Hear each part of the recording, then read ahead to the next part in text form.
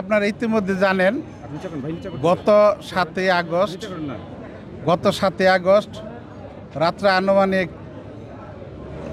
8টার দিকে বাসন থানাধীন মসজিদ মার্কেটে একটি হত্যাকাণ্ড ঘটনা ঘটে।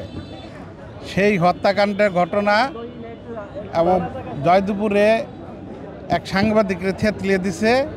সেই ঘটনার প্রেক্ষিতে এনসিপির মুখ্য সমন্বয়ক উত্তরাঞ্চলের সার্জিস আলম তার ফেসবুক স্ট্যাটাসে 10টা 2-এ একটি ফেসবুকে পোস্ট করেন যে বিএনপির এক চাঁদাবাজি নেতাকর্মীদের কারণে এই হত্যাকাণ্ডটি ঘটেছে।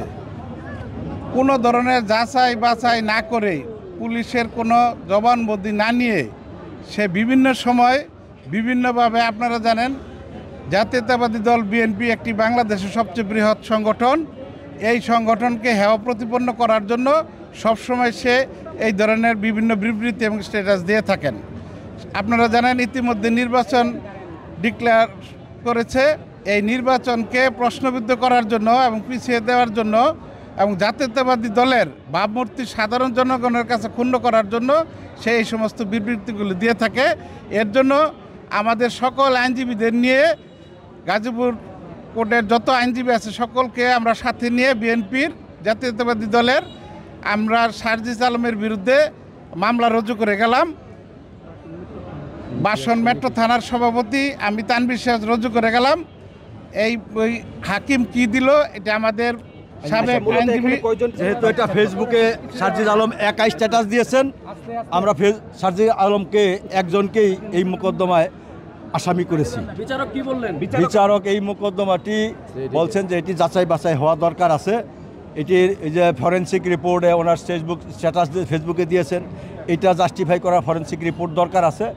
এইসব কারণে এবং এই সংশ্লিষ্টতায় যে আরও 2টা মামলা হয়েছে, একটা সাংবাদিক আনোয়ারকে আহত করার আর একটা তুহিন হত্যার, এই মামলার বিষয়গুলো পর্যালোচনার প্রয়োজন। এই কারণে মামলাটা সিআইডিকে তদন্তের নির্দেশ দিয়েছে।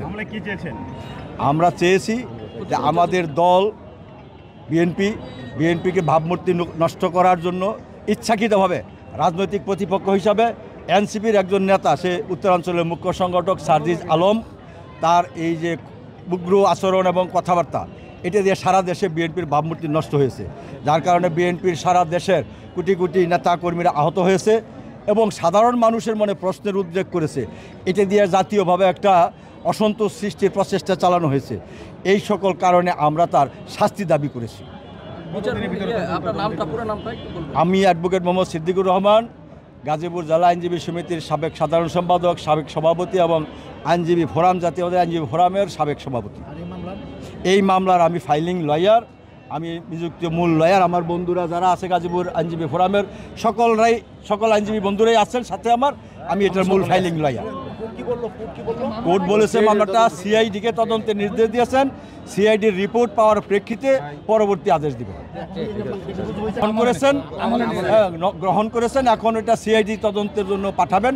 ওই সিআইডি রিপোর্ট দেওয়ার পরে মোকদ্দমার পরবর্তী আদেশ হবে। ধন্যবাদ।